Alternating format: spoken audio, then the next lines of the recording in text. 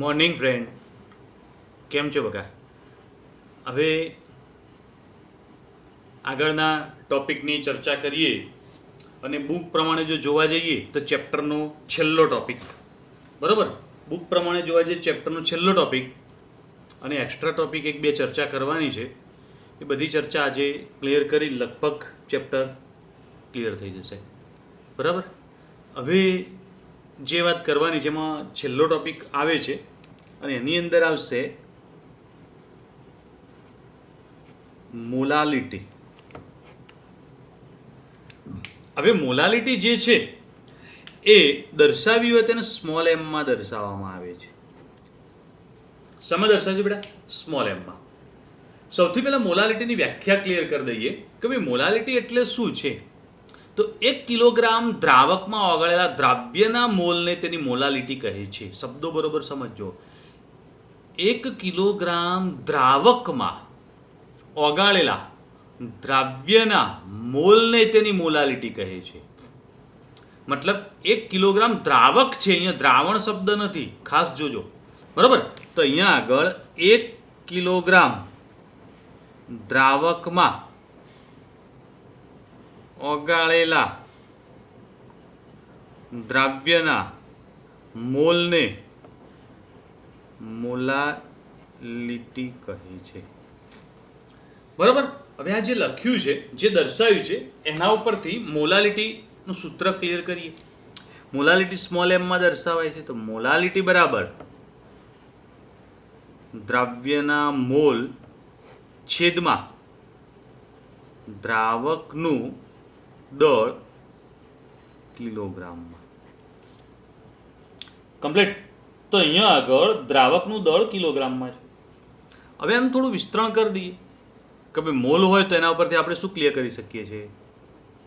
તો દ્રાવ્યનું દળ બરાબર છેદમાં દ્રાવ્યનું આણવીય દળ. હવે દળ ભાગે આણવીય દળ એટલે મોલ થઈ જાય, તો મોલની જગ્યાએ લખી દીધું બકા. હવે દ્રાવકનું દળ એમને એમ રાખો, તો દ્રાવકનું દળ કિલોગ્રામમાં. હવે ધ્યાન આપો, આગળના સૂત્રો જે ક્લિયર કર્યા મોલારિટીનું, એની અંદર અહીંયા દ્રાવણનું કદ લીટરમાં આવ્યું હતું. લીટર કાઢીને મિલીલીટર કર્યું, ઉપર 1000 મૂક્યા હતા. તો કિલોગ્રામ કાઢીને ગ્રામ કરીએ તો ઉપર 1000 મૂકી દઈએ. ઓકે, તો આ સૂત્ર પણ ક્લિયર કરી શકો છો. ગુણ્યા દ્રાવ્યનું દળ છેદમાં દ્રાવ્યનું આણવીય દળ અને વાત આવે દ્રાવકનું દળ ગ્રામમાં, બરોબર? તો અહીંયા આગળ મોલાલિટી માટે જે વાત કરી એ પ્રમાણે આપણે એની ચર્ચા કમ્પ્લીટ ક્લિયર કરી ગયા અને સમજી ગયા. બોલો, કોઈ મુશ્કેલી બેટા? તો મોલાલિટી માટે સૂત્ર ધ્યાનમાં રાખજો. 3 માંથી કોઈ પણ સૂત્ર દ્વારા તમે દાખલો ગણશો તો તમારો જવાબ સેમ આવશે, બરાબર? હવે મોલાલિટી માટે એક સામાન્ય ઉદાહરણ લઈ લઈએ, પછી બુકનો કોયડો લઈએ, બરાબર? તો અહીંયા આગળ પહેલાં સામાન્ય એક ઉદાહરણ ક્લિયર કરી દઈએ અને પછી એક દાખલો બીજો બુકનો ક્લિયર કરીએ. ઓકે, તો એક સામાન્ય કોયડો એવો સરળ હોય એવું લઈ લઈએ કે ભાઈ 750 ગ્રામ પાણીમાં કેટલા ગ્રામ NaOH ઓગાળવાથી તેની મોલાલિટી 0.4 થાય છે. 750 ગ્રામ પાણીમાં કેટલા ગ્રામ NaOH ઓગાળવાથી તેની મોલાલિટી 0.4 થાય છે, બરાબર? મોલાલિટી આપી દીધી છે, તો પછી શું શોધવાનું છે? કેટલા ગ્રામ NaOH મતલબ દ્રાવ્યનું દળ શોધવાનું છે. તો મોલાલિટીનું સૂત્ર મૂકી દઈએ, જોઈ લો. મોલાલિટી બરાબર 1000 ગુણ્યા દ્રાવ્યનું દળ છેદમાં દ્રાવ્યનું આણવીય દળ અને દ્રાવકનું દળ ગ્રામમાં. બધી કિંમતો આપેલી જ છે, ખાલી દ્રાવ્યનું દળ શોધવાનું છે. એમ મોલાલિટી 0.4, બરાબર? દ્રાવ્યનું દળ છે એટલે એમ ધારી દઈએ જે શોધવાનું છે. દ્રાવ્યનું આણ્વીય દળ મતલબ એની વચ્ચેનો અણુભાર તમે ગણી કાઢો 40 આવશે, બરાબર. અને દ્રાવકનું દળ ગ્રામમાં 750. તો મોલાલિટી બરાબર 0.4 ગુણ્યા 40 ગુણ્યા 750 ભાગ્યા 1000. તો અહીંયા આગળ તમે આનું સાદુરૂપ ક્લિયર કરી દો, બહુ સરળ છે. તો 0.4 ગુણ્યા 40 ગુણ્યા 750 ભાગ્યા 1000 મતલબ જવાબ આવ્યો 12. તો 12 ગ્રામ NaOH, બરાબર. તો 12 ગ્રામ NaOH તમારે ઓગાળવું પડે. તો કોઈને કોઈ મુશ્કેલી બેટા? તો એકદમ સરળ, ઇઝીલી ક્લિયર કરી શકાય એવો આ કોયડો. તો બુકની અંદર એક સરસ કોયડો આપ્યો છે, કોયડો 1.8, બરાબર. સરસ અને ઇઝીલી ક્લિયર થાય એવો કોયડો નથી, પણ તોય સમજવાનો કોયડો છે, એટલે બુકનો આ કોયડો થોડો ધ્યાન આપજો, બરાબર. હવે આ કોયડો જે છે એને ક્લિયર કરવાનો પ્રયત્ન કરીએ. તો રકમ પહેલાં હું બોલતો જો 3 મોલર NaClના દ્રાવણની ઘનતા 1.25 ગ્રામ મિલીલીટર ઇન્વર્સ છે. તો દ્રાવણની મોલાલિટી શોધો. મોલારિટી આપી છે અને ઘનતા આપી છે. શોધવાનું શું છે? તો અહીંયા આગળ મોલાલિટી. ઓકે. હવે આ શોધવા માટે સૌથી પહેલાં અહીંયા આગળ શું ક્લિયર કરીશું બેટા? તો આપણે ધારી દઈએ, ધારો કે દ્રાવણનું કદ 1000 મિલીલીટર છે. ઓકે. તો દ્રાવણ 1 લીટર છે એવું આપણે પહેલાં ધારી દીધું. જો 1 લીટર દ્રાવણ હોય તો મોલારિટી કેટલી છે? ચલો, મોલારિટી બરાબર કેટલું આપેલું છે? 3. તો 3 મોલારિટી છે. તો આનો મતલબ શું થાય કે 3 મોલ લીટર ઇન્વર્સ. મતલબ 3 મોલ 1 લીટરમાં છે. 1 લીટરમાં કેટલા મોલ છે? તો 3 મોલ 1 લીટરમાં આપેલા છે. તો અહીંયા આગળ આપણે ક્લિયર કરી બેટા કે આપણે મોલ પ્રતિ લીટર આપી દીધા છે કમ્પ્લીટ, બરાબર. તો હવે મોલારિટી 3 છે એનો મતલબ કમ્પ્લીટ. આપણે 1 લીટર દ્રાવણનું કદ ધારી દીધું છે, તો એ પણ કમ્પ્લીટ થઈ ગયું. હવે અહીંયા આગળ જો 1 લીટર દ્રાવણ હોય તો હવે આના અંદર એનું દળ કેટલું થાય? તો NaClનું દળ ગણી કાઢીએ, બરાબર. તો 3 મોલ NaCl છે. તો આનો મતલબ શું થાય બેટા? કે આનો મતલબ એવો થાય કે 1 લીટર દ્રાવણમાં 3 મોલ NaCl છે, બરાબર. તો હવે એનું દળ ગણવું છે. તો મોલ બરાબર વજન ભાગ્યા આણ્વીય દળ, અથવા વજનની જગ્યાએ દળ લખશો તોય ચાલશે. તો અહીંયા આગળ આપણે વજન શોધી કાઢીએ. તો વજન બરાબર શું થાય? મોલ ગુણ્યા આણ્વીય દળ. હવે મોલ કેટલા આપેલા છે? તો અહીંયા આગળ ક્લિયર કરો 3 મોલ છે અને એનું આણ્વીય દળ કેટલું છે NaClનું? તો તમે ગણી કાઢજો, 58.5 જવાબ આવશે. તો મતલબ 58.5 ગુણ્યા 3 મતલબ 175.5 ગ્રામ NaCl છે. તો NaCl કેટલો છે તેની વાત થઈ ગઈ. કોઈને કોઈ મુશ્કેલી બેટા? હવે આગળની ચર્ચા જે છે એ સમજવાનો પ્રયત્ન કરીએ. હવે NaClનું દળ આપણને મળી ગયું. હવે આપણે કામ કરવું છે દ્રાવણનું દળ શોધવાનું. તો ઘનતા ઉપરથી મળશે. તો અહીંયા આગળ શું સમજીશું, શું ક્લિયર કરીશું બેટા? તો ધ્યાન આપજો, ઘનતા બરાબર દળ ભાગ્યા કદ, બરાબર. તો અહીંયા આગળ ઘનતા કેટલી છે? તો 1.25 છે. દળ શોધવાનું છે અને કદ કેટલું છે? 1000. કારણ કે આપણે અહીંયા આગળ જોઈ લો, મેં તમને સ્પષ્ટ કર્યું એ પ્રમાણે ધારો કે દ્રાવણનું કદ 1000 છે એવું આપણે આગળ ધારી દીધું છે, બરાબર. તો હવે એ જો આપણે ધારી દીધું હોય તો એના ઉપરથી 1000 મૂકી દીધા. તો દળ બરાબર શું થાય? તો 1000 વડે ગુણી દો એટલે 1250 ગ્રામ દ્રાવણ કમ્પ્લીટ. હવે થોડું ધ્યાન આપો બેટા કે 1250 ગ્રામ દ્રાવણ થાય, પણ આપણે મોલાલિટીનું જે સૂત્ર મૂક્યું એની અંદર સૂત્ર જુઓ બગા. મોલાલિટી શોધવી હોય તો સૂત્રમાં શું આવે છે? દ્રાવકનું દળ શું આવે છે? દ્રાવકનું દળ. બરોબર. તો હવે વિચારો કે અહીં તો તમને દ્રાવણનું દળ મળ્યું છે, તો દ્રાવકનું શોધવું હોય તો આપણે એક વાત જાણીએ છીએ કે દ્રાવણ બરાબર દ્રાવક પ્લસ દ્રવ્ય. કમ્પ્લીટ આ વાત બોલે તો આના ઉપરથી સ્પષ્ટ ક્લિયર થાય. દ્રાવકને કરતા બનાવી દો તો દ્રાવકનું દળ બરાબર દ્રાવણનું દળ માઇનસ દ્રાવ્યનું દળ. કમ્પ્લીટ છે. હવે દ્રાવણનું દળ તો આ તમને મળ્યું 1250 માઇનસ દ્રાવ્યનું દળ. તો દ્રાવ્યનું દળ જો આપણે છેલ્લે શોધ્યું હતું, આ છેલ્લું પોઈન્ટ. બરાબર. તો દ્રાવ્યના મોલ 3 હતા, તો 3 મોલ NaCl એટલે દ્રાવ્ય, તો એના ઉપરથી એનું દળ મળી ગયું 175.5 ગ્રામ. આગળના પોઈન્ટમાં આપણે હમણાં જ ક્લિયર કર્યું. તો 175.5. બરાબર. તો હવે આ બંનેની બાદબાકી કરી દો તો 1074.5 ગ્રામ દ્રાવક. બરાબર. તો દ્રાવક મળી ગયો. ચલો હવે મોલાલિટીનું સૂત્ર મૂકી દઈએ. તો મોલાલિટી બરાબર શું આવશે? દ્રાવ્યના મોલ છેદમાં દ્રાવકનું દળ કિલોગ્રામ. બરાબર. તો હવે આ ગ્રામની જગ્યાએ કિલોગ્રામમાં ફેરવી દઈએ, કારણ કે સૂત્રમાં કિલોગ્રામ લીધું છે. તો 1.0445 કિલોગ્રામ. બરાબર. કિંમત મૂકી દઈએ તો દ્રાવ્યના મોલ કેટલા છે બોલો?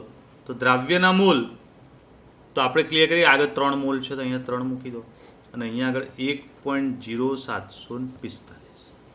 બરાબર. તો સાદુરૂપ આપી દો તો અહીંયા આગળ 3/1.0745 તો તમને 2.79 મળી જશે. તો મોલાલિટી બરાબર 2.79 મોલલ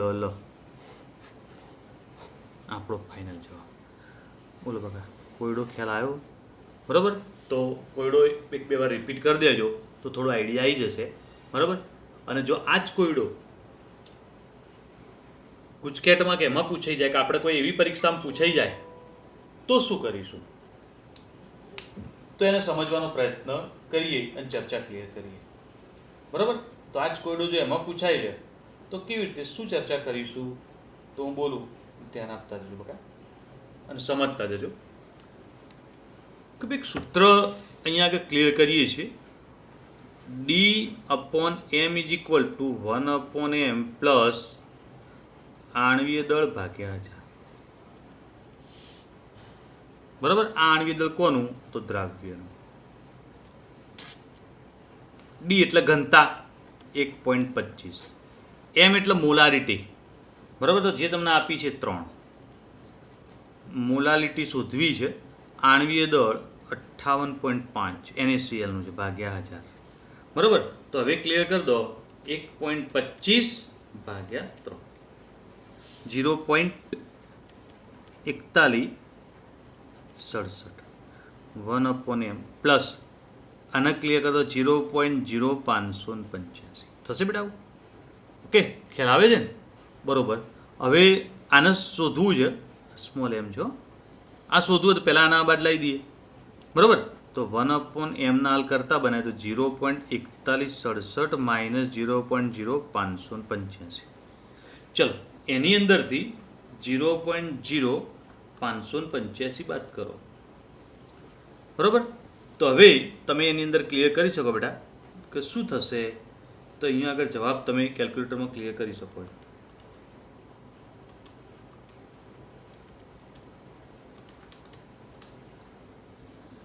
.35 બરાબર. આ 1/m એમના કરતાં બનાવીએ તો એમ અહીંયા જતા છેદમાં આવે તો 1/0.3582. બરાબર. તો 1/0.3582 તો તમારો જવાબ 2.79 મોલલ. ઓકે બેટા. તો અહીંયા આગળ જુઓ 1/m બરાબર 0.3582 મળ્યું. મોલાલિટી કરતાં બદલે આ ઉપર જાય એટલે 3582 એકના છેદમાં આવે તો આના ભાગાકાર કરો તો 2.79 એક્ઝેક્ટ જવાબ આવ્યો છે. ઉપર આપણે ગણ્યો જ છે. બંને રીતે ક્લિયર કરી શકો, બરાબર. તો ધ્યાન રાખજો અને સમજજો. તો અહીંયા આગળ તમે આ ક્લિયર કરી શકો છો, અહીંયા આગળ ચર્ચા સમજી શકો છો. હવે આપણે આ પરીક્ષા આપણી સ્કૂલની જ લેવાની છે, એટલે કદાચ તમે આ રીતથી દાખલો ગણશો ને તો હું સાચું જ આપીશ. ઓકે બેટા, તો પૂછાય કદાચ આવો દાખલો પરીક્ષામાં અને આ રીતે જ ગણશો ને તો એ સાચું આપીશ, ને પેલી રીતે ગણશો તો એ સાચું આપીશ, કારણ કે આપણે સ્કૂલની પરીક્ષા લેવાની છે એટલે બહુ ટેન્શન છે નહીં. ઓકે, સરસ. પણ ગુજકેટ જી માટે નીટ માટે પૂછાય તો એમાં આ રીતે જ ગણવાનું, કેમ કે ગણતરી એમાં દર્શાવવાની નથી, એમાં તો ખાલી જવાબ મેન છે, બરાબર. રકમ બદલશે.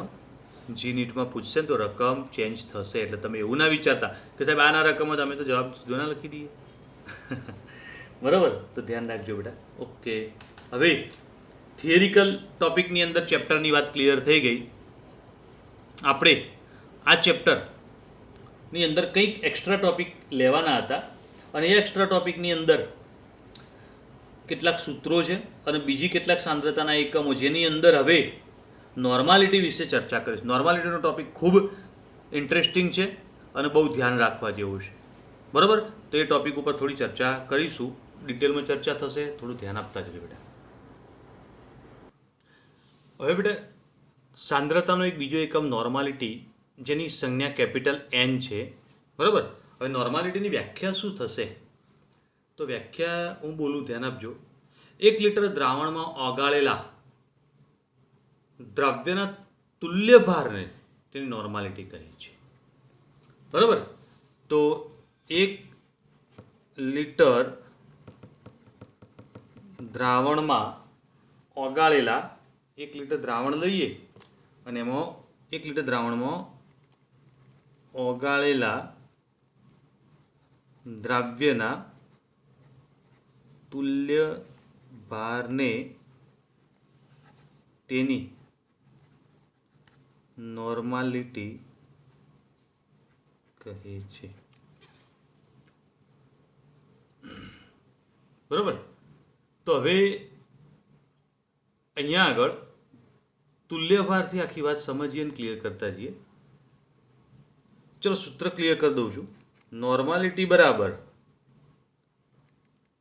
દ્રાવ્યનું દળ ગ્રામમાં દ્રાવ્યનો તુલ્ય ભાર ગુણ્યા દ્રાવણનું કદ લીટરમાં. સૂત્ર કમ્પ્લીટ. આ સૂત્ર જે લખ્યું એને જ બીજી રીતે રજૂ કરવું હોય તો સમજી લઈએ કે આ સૂત્ર બીજી રીતે રજૂ કરવું હોય તો લીટર કાઢી દઈએ. ઓકે, તો અહીંયા જ દર્શાવી દઉં છું બેટા. 1000 ગુણ્યા દ્રાવ્યનું દળ ગ્રામમાં છેદમાં દ્રાવ્યનો તુલ્ય ભાર દ્રાવણનું કદ મિલીલીટરમાં, બરાબર. તો ઉપર 1000 મૂકી દીધા એટલે કદ મિલીલીટરમાં લઈ લીધું. તો આ રીતે તમે એને દર્શાવી શકો. ઓકે, હવે એક પ્રશ્ન થાય, તુલ્ય ભાર એટલે શું? તો તુલ્ય ભારનું સૂત્ર અહીંયા લખું છું, ધ્યાન આપજો. તુલ્ય ભાર બરાબર આણવીય દળ, અથવા તુલ્ય ભારની જગ્યાએ તુલ્ય દળ શબ્દ પણ વાપરી શકો. ઓકે, આણવીય દળ ભાગ્યા H+ ની સંખ્યા અથવા OH- ની સંખ્યા અથવા ઓક્સિડેશન આંકનો ફેરફાર, બરાબર, અથવા સંયોજકતામાં થતો ફેરફાર. બંને વાત એક જ છે. તો અહીંયા આગળ જે વાત કરી છે, જે માહિતી ક્લિયર કરી એ શું છે તેને એક ક્ષમતા જઈશું. આણવીય દળ એટલે શું? એ તો ક્લિયર છે, બધાનો અણુભાર ગણવાનો જે આપણે ગણીએ છીએ એ લખી દેવાનો. H+ ની સંખ્યા, OH- ની સંખ્યા અથવા ઓક્સિડેશન આંકનો ફેરફાર. બધા માટે ઉદાહરણ અહીં ક્લિયર કરાવું જ છું, બહુ ટેન્શન કરતા નહીં. સમજીએ તો પહેલાં HCl નો તુલ્ય ભાર ગણીએ. બરાબર. તો HClમાં તુલ્ય ભાર બરાબર આણ્વીય દળ ભાગ્યા, આ બધું અથવામાં છે. એસિડ હોય તો H પ્લસ હોય, તો HCl એસિડ છે તો એનો અણુભાર કેટલો 36.5 ભાગ્યા H પ્લસની સંખ્યા, કેટલા H દેખાય છે એમાં? એક જ. તો H પ્લસની સંખ્યા એક જ આવે. ઓકે, તો એનો તુલ્યભાર તે ગણી શકાય. બોલો, HCl નો તુલ્યભાર મેં ગણ્યો, એ બધાને ખ્યાલ આવશે બેટા? ઓકે.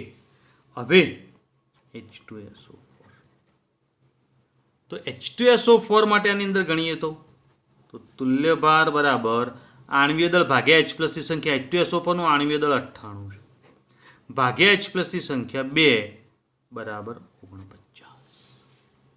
બરાબર, એનો તુલ્યભાર. તો આનો મતલબ કે એનો તુલ્યભાર 49 થાય. તો બોલો કેવી રીતે ગણીએ છીએ, ખ્યાલ આવે છે? ઓકે, એક બીજું ઉદાહરણ લઈએ, H3PO4. બરાબર, તો આની અંદર પણ સેમ તુલ્યભાર બરાબર એનો આણ્વીય દળ 98 ભાગ્યા 3. બરાબર, સ્પષ્ટ દેખાય છે કે એમાં H પ્લસની સંખ્યા 3 છે. તો કેટલા કરીશું આપણે? 98 ભાગ્યા 3. તો અહીંયા આગળ આપણે ક્લિયર સરળતાથી કરી શકીએ છીએ. તો 32.66 આવશે. તો બધી ચર્ચા જે કરી આપણે, કેટલાક એસિડના ઉદાહરણ લીધા. હવે એસિડના જ ઉદાહરણમાં હું થોડા અપવાદરૂપ ચર્ચાઓ છે એ પણ ક્લિયર કરું કે ભાઈ એસિડ તો H3PO4, બરાબર, એમાં H પ્લસની સંખ્યા, બરાબર. તો H3PO4 માં કેટલા H પ્લસ છે? 3. H3PO3, તો H3PO3 માં 3 H દેખાય છે ને, પણ ખરેખર H પ્લસની સંખ્યા 2 જ હોય. અને છેલ્લી વાત H3PO2, તેમાં એક જ H પ્લસ હોય. આવું કેમ? તો તમને પ્રશ્ન થાય સાહેબ આવું કેવી રીતે ખબર પડે? તો આનો જવાબ 12માં છે, પણ છતાંય એની ચર્ચા ક્લિયર કરી દઈએ. બરાબર, તેની ચર્ચા સમજી લઈએ, ક્લિયર કરી દઈએ. તો અહીંયા આગળ ચર્ચા એના બંધારણ ઉપર આધારિત છે. H3PO4 નું બંધારણ આવું છે.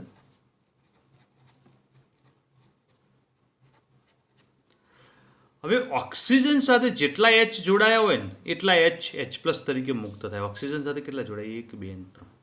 તો મતલબ આમાં 3 H પ્લસ મુક્ત થાય છે. ચલો H3PO3 નું બંધારણ જુઓ.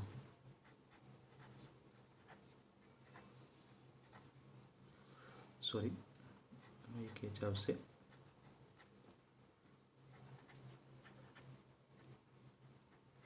સૂત્ર જુઓ, H3PO3, ફોસ્ફરસ સાથે 3 ઓક્સિજન, તો ફોસ્ફરસ સાથે 1, 2 અને 3 ઓક્સિજન જોડાઈ ગયા. ઓકે, તો 3 હાઇડ્રોજન જોડાય, તો 2 હાઇડ્રોજન ઓક્સિજન સાથે, ત્રીજો હાઇડ્રોજન ફોસ્ફરસ સાથે સીધો જોડાયો. અને જે હાઇડ્રોજન ફોસ્ફરસ સાથે સીધો જોડાય એ H પ્લસ તરીકે મુક્ત થાય નહીં. તો H પ્લસ તરીકે કોણ? 1 અને 2, તેના કારણે 2 H પ્લસ. તો હવે H3PO2 નું બંધારણ આવડી જશે. તો અહીંયા આગળ P ડબલ બોન્ડો OH અને 2 H આવશે. આ OH નહીં આવે. તો 2 H જે ફોસ્ફરસ સાથે જોડાય એ મુક્ત નહીં થાય, ફક્ત એક જ મુક્ત થશે. તો આનું રીઝન એનું બંધારણ છે. તો એસિડ માટે આ 3 બંધારણીય વાત ધ્યાન રાખજો, નીટજીમાં પૂછાયેલા પ્રશ્નો તરીકે છે આવી. બરાબર, તો આપણે હાલ જે ચર્ચા કરીએ છીએ એ નીટજી લેવલની થોડી એક્સ્ટ્રા ચર્ચા પણ કરી દઈએ છીએ. તો આ પોઈન્ટ ક્લિયર કરતા જજો બેટા. હવે બેઝ માટે, તો બેઝ માટે ક્લિયર કરીએ તો NaOH છે એનો તુલ્યભાર ક્લિયર કરવો હોય તો એનો તુલ્યભાર બરાબર એનો અણુભાર 40, એમાં OH જોવાના બેઝ હોય તો એની અંદર એક જ છે, મતલબ શું થશે બેટા? 40 જ આવશે. બરાબર. હવે બીજું એક ઉદાહરણ લઈએ, BaOH ટ્વાઇસ, બરાબર, અથવા Ca લઈ લઈએ, CaOH ટ્વાઇસ. બરાબર, તો કેલ્શિયમ હાઇડ્રોક્સાઇડ. કયું ઉદાહરણમાં લીધું આપણે? Calcium hydroxide. ઓકે, તો અહીંયા આગળ CaOH ટ્વાઇસ. હવે કેલ્શિયમ હાઇડ્રોક્સાઇડનો તમે અણુભાર ગણી કાઢો. કેલ્શિયમનો પરમાણુ ભાર 40, પાછા લખી દેજો. બરાબર, તો અહીંયા આગળ 40 અને અહીંયા આગળ +34, તો 74 થશે. તો આના માટે તુલ્ય ભાર બરાબર 74/2, તો 37 થાય તુલ્ય ભાર. તો કેવી રીતે ગણીએ છીએ બગા, ખ્યાલ આવશે? તો આપણે જે તુલ્ય ભાર માટેનું સૂત્ર લખ્યું હતું એની અંદર જે લખ્યું તે પ્રમાણે H+ ની સંખ્યા OH- ની સંખ્યા. હવે વાત આવે ઓક્સિડેશન આંકનો ફેરફાર. તે ટોપિક ઉપર ચર્ચા કરવી છે. હવે બેટા ઓક્સિડેશન આંકના ફેરફારના આધારે જો સમજવું હોય તો ઓક્સિડેશન આંક એટલે શું છે, પાછો પહેલો એક પ્રશ્ન ઊભો થશે મગજમાં. તો એના માટે બહુ ટેન્શન કરતા નહીં. ઓક્સિડેશન આંકની ચર્ચા આખી 8મા ચેપ્ટરમાં આવે છે. હાલ તમને જેના ઓક્સિડેશન આંક જે લખવું એ પ્રમાણે તમે ક્લિયર કરજો. તમને એમ થાય કે પરીક્ષામાં પૂછાવાની શક્યતા નથી, કારણ કે નીટ માટેની ચર્ચા કરીએ છીએ, એક્સ્ટ્રા ટોપિકની ચર્ચા કરીએ છીએ, બરાબર, જે બુકમાં પણ આપ્યો નથી. એટલે આ ટોપિક એટલે ફક્ત ને ફક્ત નીટજી માટે ચર્ચા કરવાની છે. એટલે તમે હાલ આના માટે બહુ ટેન્શન ના કરતા. ઓકે, ચલો હવે જે તમને વાત કરું છું એ પ્રમાણે ઓક્સિડેશન આંકમાં થતા ફેરફારને સમજવું છે તો સૌથી બેસ્ટ ઉદાહરણ છે KMnO4. હવે KMnO4 આપણે એસિડ માધ્યમમાં લઈશું, બરોબર બેટા. તો એસિડ માધ્યમમાં KMnO4 જે છે એને સમજવાનો પ્રયત્ન કરીએ અને એની ચર્ચા ક્લિયર કરીએ. તો હવે એસિડ માધ્યમમાં જો KMnO4 ની પ્રક્રિયા કરવામાં આવે તો એની અંદરથી બનશે Mn2+. તો હવે જુઓ KMnO4 માં Mn નો ઓક્સિડેશન આંક આવે છે +7 અને Mn2+ કોઈ એક જ તત્વ તેના પર જે વીજભાર હોય એ જેનો ઓક્સિડેશન આંક હોય તો +2. તો +7 માંથી +2 થયું, કેટલો ઘટાડો થયો? 5 નો થયો. તો હવે આના માટે તુલ્ય ભાર બરાબર આણ્વીય દળ ભાગ્યા 5. કેમ 5 વડે ભાગ્યા ખબર પડી? ઓક્સિડેશન આંકનો ફેરફાર આપણો ત્રીજો મુદ્દો હતો જ, બરોબર. તો આપણો ત્રીજો મુદ્દો જે હતો એ પ્રમાણે શું ક્લિયર કરી ગયા હતા કે ભાઈ ઓક્સિડેશન ફેરફાર જુઓ ટોપિકમાં H+ ની સંખ્યા OH- ની સંખ્યા ઓક્સિડેશન આંકનો ફેરફાર, બરાબર. તો ઓક્સિડેશન આંકમાં જેટલો ફેરફાર થાય એટલું આણ્વીય દળ ભાગ્યા એ લખવું પડે. ઓકે, તો હવે એ લખવાની વાત અહીંયા આગળ આવી તો આપણે લખી દીધું 5 વડે ભાગી દીધા. પણ હવે અહીંયા આગળ જો બેઝિક માધ્યમ લેવામાં આવે તો કંઈક ફેરફાર અલગ હોય છે. તો KMnO4 એની અંદરથી બનશે MnO2. તો હવે જો KMnO4 માં Mn નો ઓક્સિડેશન આંક તો +7 જે છે એને જ રહેવાનું છે. MnO2 માં Mn નો +4 છે. 7 માંથી 4 થયા, કેટલો ફરક પડે બેટા? 3 નો. તો એના માટે તુલ્ય ભાર બરાબર આણ્વીય દળ ભાગ્યા 3. બોલો, ખ્યાલ આવશે? આ ખાલી તમારે 8મા ચેપ્ટરમાં શીખીશું, પણ હાલ મુદ્દો સમજી લો શું કહેવા માંગે છે. ઓક્સિડેશન આંકનો જેટલો ફેરફાર એટલું આ ગણતરી. અને તમને થાય સાહેબ ઓક્સિડેશન આંક ગણતર નહીં આવડતો, તો 8મા ચેપ્ટરમાં આવડી જ જશે, કોઈ ટેન્શન કરતા નહીં, બરાબર. સરળ મુદ્દો છે, આવડી જ જશે ગણતા, બરાબર. અને મોઢે ગણી શકશો કે Mn નો +7 થાય, એટલે બહુ સરળ છે. ઓકે, ચલો હવે તટસ્થ માધ્યમ. તટસ્થ માધ્યમમાં તમે KMnO4 લઈ લો તો એની અંદરથી બનશે K2Mn. તો Mn નો તો +7 છે જ, અને અહીંયા આગળ Mn નો જે છે એ +6 બને છે. તો એના માટે તુલ્ય ભાર બરાબર આણ્વીય દળ ભાગ્યા 1. બોલો, કેવું ઇન્ટરેસ્ટિંગ ટોપિક છે, તો ધ્યાન રાખજો બેટા. ઓકે, હવે એક બીજું ઉદાહરણ આપવું હજી પણ કે એસિડ માધ્યમમાં. તો એસિડ માધ્યમમાં પ્રક્રિયા છે K2Cr2O7. તો એમાંથી બને છે Cr3+. ઓકે, K2Cr2O7 માં ક્રોમિયમનો ઓક્સિડેશન આંક +6 છે. તો અહીંયા આગળ ક્રોમિયમનો કેટલો બેટા? +3. આપણે આગળ આમાં જોઈ ગયા હતા, કહ્યું હતું ને કે જે વીજભાર હોય જેનો ઓક્સિડેશન આંક હોય પણ એક જ તત્વ હોય તો, બરોબર. તો અહીંયા +3. હવે ધ્યાન આપો કેટલો ફરક પડે બેટા? 3 નો.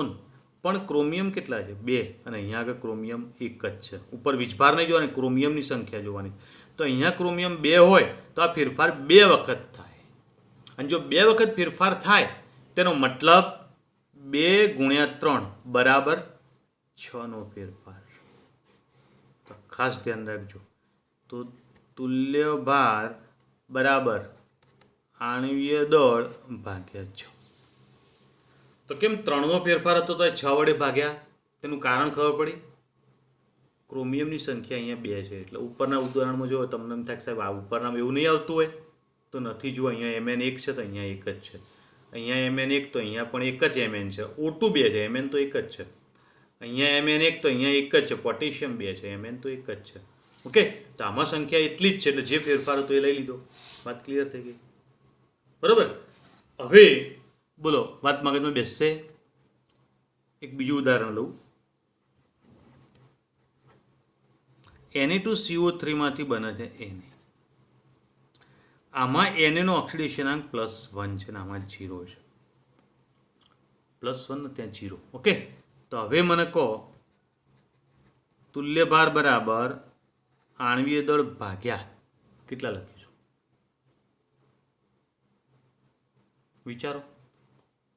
ઓકે, 2 આવે. કેમ 2 આવે ખબર પડી? અહીંયા આગળ ફેરફાર 1 નો છે પણ સોડિયમ 2 છે તો એ ફેરફાર 2 વખત થાય. તો 1 +1 માંથી 0 એટલે 1 નો ફેરફાર ને બીજી વખતે બીજો 1 નો ફેરફાર એટલે 2 વડે ભાગ્યા ટોટલ. તો અહીંયા આગળ નોર્માલિટી માટે આપણે આ ચર્ચા સમજી ગયા. બરોબર. એક કોયડો જોઈ લઈએ એટલે આપણી વાત સરળ થઈ જાય અને ચર્ચા ક્લિયર થઈ જાય. બરોબર. તો એક કોયડો હું સોલ્વ કરું બેટા, ધ્યાન આપજો. 25 ગ્રામ H2SO4 નું 1250 મિલીલીટર દ્રાવણ બનાવતા તેની નોર્માલિટી શોધો. બરાબર. તો નોર્માલિટી આપણે શોધવાની છે. કોઈ પણ નોર્માલિટી ગણ્યું એટલે પહેલાં તુલ્યભાર ખબર હોવી જોઈએ. તો H2SO4 નું તુલ્યભાર, તો H2SO4 નું તુલ્યભાર બરાબર શું આવશે? આણ્વીય દળ ભાગ્યા 2. અથવા આપણે 2 હાલ નહીં લખવું, હાલ લખીએ H+ ની સંખ્યા. શું લખ્યું બેટા? H+ ની સંખ્યા પછી 2 ઉમેરીએ. હવે H2SO4 નો અણુભાર કેટલો છે? 98 ભાગ્યા 2 બરાબર 49 ગ્રામ પ્રતિ તુલ્યાંક. બરોબર. તો ચલો ઓકે, હવે આગળની ચર્ચા વિચારીએ અને સમજીએ. તો નોર્માલિટી બરાબર સૂત્ર શું છે? તો બોલો, નોર્માલિટીનું સૂત્ર આપણે ક્લિયર કરી ગયા હતા. 1000 ગુણ્યા દ્રાવ્યનું દળ છેદમાં દ્રાવ્યનું તુલ્ય ભાર અને દ્રાવણનું કદ. બોલો, લીટર કે મિલીલીટર? મિલીલીટર. કેમ? ઉપર 1000 મૂક્યા છે તો 1000 ગુણ્યા દ્રાવ્યનું દળ 25 ગ્રામ. બરાબર, આપેલું જ છે જુઓ. છેદમાં દ્રાવ્યનું તુલ્ય ભાર આગળ ગણી કાઢ્યો 49 અને દ્રાવણનું કદ એટલે 1250. કમ્પ્લીટ આ બધું મૂકીએ તો અહીંયા આગળ સરળતાથી ક્લિયર થઈ જશે. હવે બરાબર. તો હવે સાદું રૂપ આપી દઈએ તો 0.408 નોર્મલ. નોર્મલ અહીંયા આગળ લખ્યું મેં જે એવું નોર્મલ ના લખો ને કેપિટલ N લખો તો ચાલો, આની જગ્યાએ આવું લખી શકો છો 0.408 નોર્મલ. વાત બે એક જ છે. બરોબર. તો અહીંયા આગળ આપણે આ ચર્ચા ક્લિયર કરી ગયા, સમજી ગયા. બોલો, આવડશે બેટા? તો નોર્માલિટીનો આખો ટોપિક અહીંયા આગળ ક્લિયર કરી દીધો. આવો ને આવો જ એક ટોપિક બીજો ક્લિયર કરવો છે કે જેની અંદર વાત આવે છે નોર્માલિટીનો એક કોયડો પણ સોલ્વ કરી ગયા. બરાબર. હવે એક બીજો ટોપિક આવો ને આવો જ આવે છે, પાર્ટ પર મિલિયન PPM. બરાબર. તો હવે એની ચર્ચા સમજવી છે અને ક્લિયર કરવી છે. હવે બેટા પાર્ટ પર મિલિયન એટલે PPMની ચર્ચા કરવી છે. હવે PPMની ચર્ચા કરવી હોય તો ચર્ચા કેવી છે, કયા પ્રકારની? તો એ સમજવાનો પ્રયત્ન કરીએ. પહેલાં તો એનો અર્થ સમજી લઈએ. પાર્ટ પર મિલિયન. મિલિયન એટલે કેટલા? 1 મિલિયન એટલે કેટલા થાય? 1 મિલિયન એટલે કેટલા થાય? 1 મિલિયન એટલે 10 લાખ થાય. મતલબ 10 લાખનો એક ભાગ. દાખલા તરીકે 10 લાખ કિલો માટી લીધી હોય જમીનમાંથી ખોદીને, અને એમાં 1 કિલો સોનું નીકળે, 1 જ કિલો સોનું નીકળે. 10 લાખ કિલો માટીમાંથી 1 કિલો સોનું નીકળે તો 1 ppm સોનું કહેવાય. સમજણ પડી બેટા? તો આનો મતલબ તો એક વાત મગજમાં ચાલુ થઈ જશે કે પાર્ટ પર મિલિયનનો ઉપયોગ ક્યાં થાય? તો જ્યાં આગળ દ્રાવણમાં દ્રાવ્યનું પ્રમાણ ખૂબ જ ઓછું હોય, નહિવત હોય, તો તેને માપવા માટે ppm એકમ વપરાય. કોનું પ્રમાણ ઓછું છે? તો અહીંયા આગળ સ્પષ્ટ રીતે ક્લિયર કરી શકો બેટા કે દ્રાવણમાં દ્રાવ્યનું પ્રમાણ અતિ નહિવત હોય તો તેને માપવા માટે પાર્ટ પર મિલિયન એકમ વપરાય છે. કમ્પ્લીટ. હવે પાર્ટ પર મિલિયન એકમ જો એના માટે વપરાતો હોય તો ક્યાં આગળ વાપરી શકાય બેટા? તો હવામાં પ્રદૂષણનું પ્રમાણ, પાણીમાં પ્રદૂષણનું પ્રમાણ, ઓકે, અને જમીનમાંથી કેટલાક તત્વોનું અલ્પ પ્રમાણ મળતું હોય તો એ માપવા માટે પણ પાર્ટ પર મિલિયન વપરાય છે. ઓકે બેટા? તો આપણી પૃથ્વીનું જે ટોટલ વજન છે એના સાપેક્ષમાં લેડનું 13 ppm પ્રમાણ છે. તો મતલબ શું થયું બેટા? કે 10 લાખ કિલો માટી લઈએ તો એમાં 13 કિલો લેડ મળે. આનો અર્થ આવો થાય. બરાબર? તો અહીંયા આગળ આપણે પાર્ટ પર મિલિયનનો બેઝિક ચર્ચા કરી ગયા, સમજી ગયા. ધ્યાન રાખજો. હવે પાર્ટ પર મિલિયનની વ્યાખ્યા શું? તો વ્યાખ્યા ક્લિયર કરી દો. 1 લીટર દ્રાવણમાં ઓગાળેલા દ્રાવ્યના મિલીગ્રામમાં વજનને પાર્ટ પર મિલિયન કહે છે. 1 લીટર દ્રાવણ હોય અને એમાં દ્રાવ્ય મિલીગ્રામમાં ઓગાળ્યો હોય ને તો એનું પ્રમાણ જે છે એ ppm કહેવાય, પાર્ટ પર મિલિયન કહેવાય. બરાબર? તો હવે જો એને ppm તરીકે દર્શાવીએ, પાર્ટ પર મિલિયન તરીકે દર્શાવીએ તો એને સમજવાનો પ્રયત્ન કરતા જઈએ, ક્લિયર કરતા જઈએ. હું જે બોલું એ ધ્યાન આપજો બેટા. વ્યાખ્યા બોલાય એ પ્રમાણે પાર્ટ પર મિલિયન તો દ્રાવ્યનું દળ મિલીગ્રામમાં, દ્રાવણનું કદ લીટરમાં. તો બોલો બેટા, પાર્ટ પર મિલિયનની વાત કરીએ. ક્લિયર છે? તો ધ્યાન રાખજો. હવે આગળ વાત કરીએ અને સમજીએ. બરાબર? તો હવે મિલીગ્રામ જે છે એનું ગ્રામમાં ફેરવી દઈએ તો મિલીગ્રામનું ગ્રામમાં ફેરવે 10³ ફરક પડે. દ્રાવ્યનું દળ ગ્રામમાં 10³ અને દ્રાવણનું કદ મિલીલીટરમાં લઈ લઈએ. ઓકે, તો તે 10⁻3. તમને એમ થાય કે સાહેબ મિલીગ્રામનું ગ્રામ કર્યું તો -3 ના થાય? પણ ઊંધું કરવાનું, ગ્રામનું મિલીગ્રામ વિચારવાનું, એટલે 10⁻3. તો મિલીલીટરનું લીટર કહે 10⁻3. -3 ઉપર જ્યારે પ્લસ થઈ જાય ને તો અહીંયા આગળ જુઓ, દ્રાવ્યનું દળ ગ્રામમાં છેદમાં દ્રાવણનું કદ મિલીલીટરમાં અને અહીંયા ગુણ્યા 10⁶. તો આ ppm માટેનું એક બીજું સૂત્ર મળ્યું આપણને. એક સૂત્રતા મળ્યું છે. હવે આ જે સૂત્ર છે એમાં દળ જે છે ને એ ગ્રામની જગ્યાએ માઇક્રોગ્રામ કરી દઈએ. તો દ્રાવ્યનું દળ માઇક્રોગ્રામમાં, ઓકે, છેદમાં દ્રાવણનું કદ મિલીલીટરમાં. એ સેમ એઝ ઇટ. હવે માઇક્રોગ્રામનું ગ્રામ કરો ને તો 10⁻6 અને ગુણ્યા 10⁶ તો હતી જ. ઓકે, તો આ બે નીકળી જાય તો અહીંયા આગળ થઈ જાય દ્રાવ્યનું દળ માઇક્રોગ્રામમાં છેદમાં દ્રાવણનું કદ મિલીલીટરમાં. તો અહીંયા આગળ એકદમ સરળતાથી ક્લિયર થાય એવું ppmનું એક ત્રીજું સૂત્ર મળ્યું. હવે આમાં 10⁶ છે એટલે આ સૂત્ર ઉપરથી એકમ નક્કી નહીં કરીએ, પણ આ સૂત્ર ઉપરથી એકમ નક્કી થશે, મિલીગ્રામ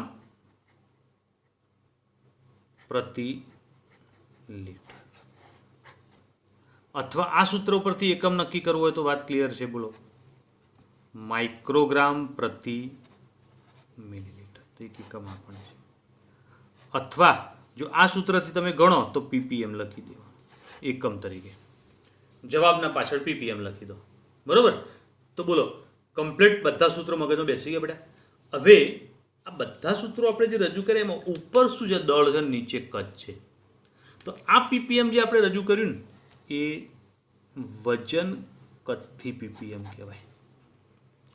બરાબર?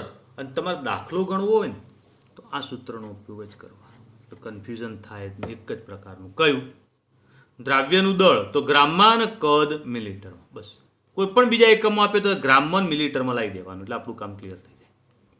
ઓકે, ચલો હવે અહીંયા આગળ વજન કદથી પીપીએમ કયું, એની જગ્યાએ વજનથી પીપીએમ કહીએ તો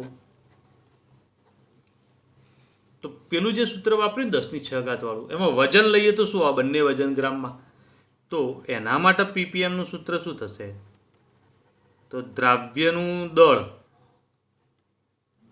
ગ્રામમાં છેદમાં દ્રાવણનું પણ દળ ગ્રામમાં. કમ્પ્લીટ. ચલો અહીંયા આગળ કદથી પીપીએમ,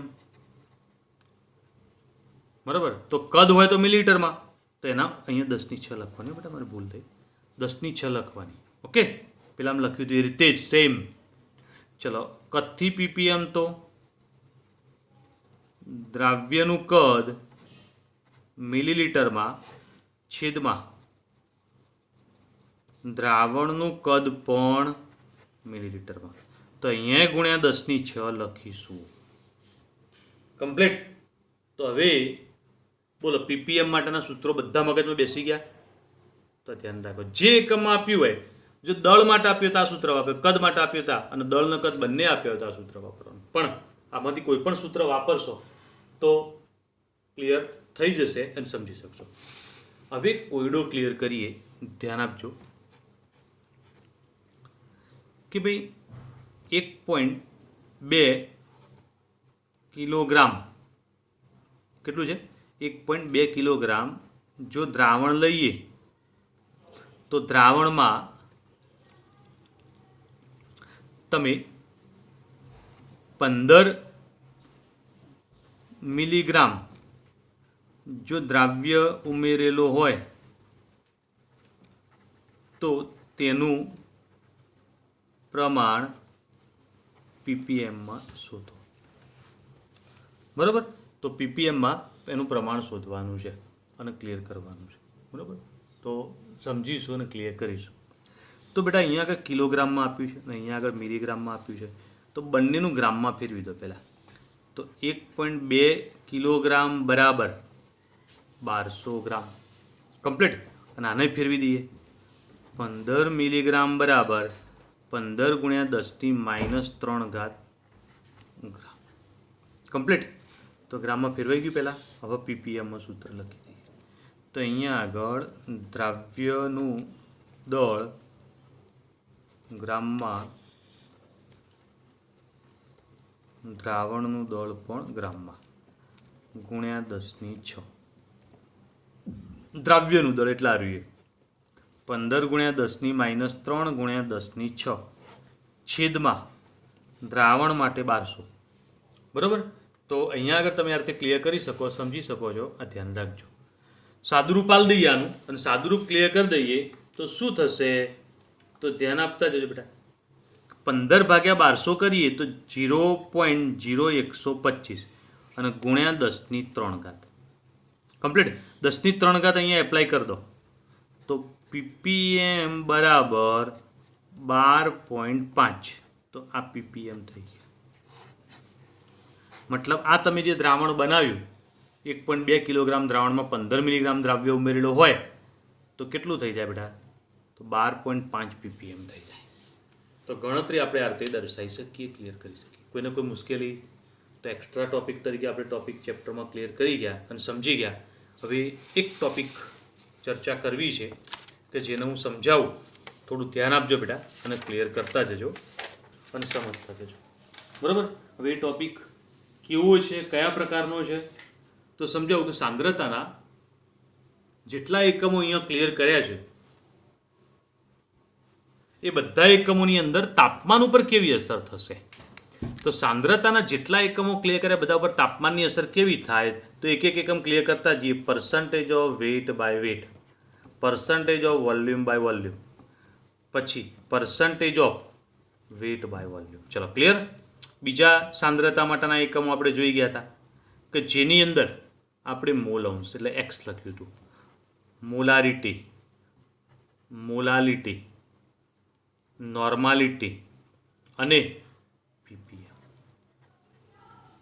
બરાબર. હવે સાંદ્રતાના આપણે આટલા જે એકમો ક્લિયર કરી ગયા એ એકમો માટે તમને એક વાક્ય બોલું, ધ્યાન આપજો બેટા, કે જે એકમમાં કદ આવતું હોય ને સૂત્રમાં કદ આવતું હોય, દ્રાવણનું કદ, દ્રાવ્યનું કદ, આવું કદ આવતું હોય ને તો તાપમાનની અસર થાય.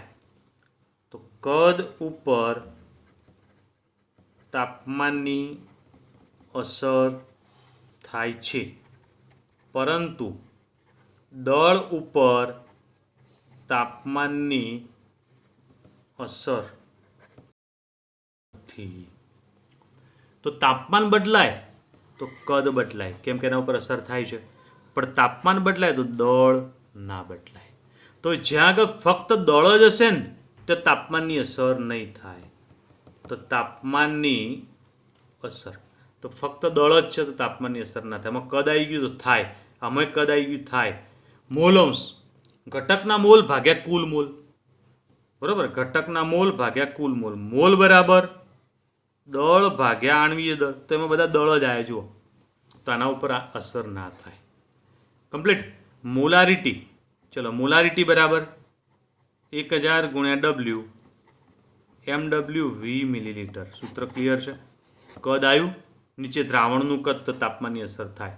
મોલાલિટીમાં ના થાય કારણ કે એમાં બધા દળ જ આવે છે. નોર્માલિટીમાં થાય. અને પીપીએમમાં વજન કદ, બરાબર, વજન અને કદ, તો આના ઉપર થાય, આના ઉપર ન થાય, આના ઉપર થાય. કારણ કે જે સૂત્રમાં કદ આવે ત્યાં આગળ તાપમાનની અસર થાય, કદ ના આવે ત્યાં તાપમાનની અસર નહીં થાય. તો કદાચ MCQમાં પ્રશ્ન પૂછાય, ધ્યાન રાખજો. MCQમાં પૂછાયેલો પ્રશ્ન છે એટલે તમે ક્લિયર કરજો. ઓકે બેટા. તો અહીંયા આગળ ચેપ્ટરની થિયરિકલ ચર્ચા આપણે પૂરી કરી. બરાબર. આના એક્સ્ટ્રા દાખલા અને નીટની ચર્ચા તો રેગ્યુલરમાં કરતા જ જઈશું, એક્સ્ટ્રા લેક્ચર મૂકતો જ જઈશ. ધ્યાન આપજો. ઓકે. આટલું ક્લિયર કરીએ, પૂરું કરીએ છીએ. Good day. નેક્સ્ટ ચર્ચા કરીશું પછી.